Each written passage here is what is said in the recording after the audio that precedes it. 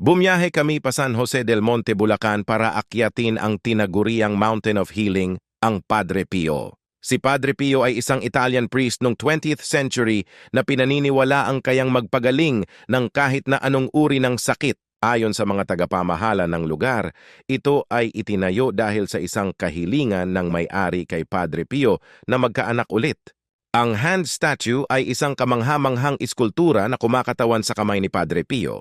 At dahil sa nasabing may mga naganap na pagpapagaling dito, may isang tao na nag-aalay ng bulaklak tuwing Huwebes bilang pasasalamat sa himalang naranasan niya.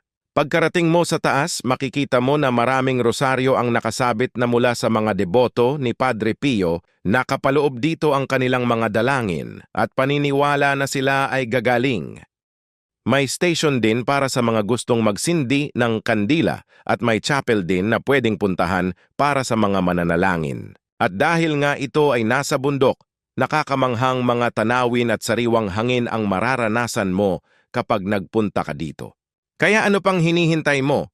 Puntahan mo na ang lugar na to!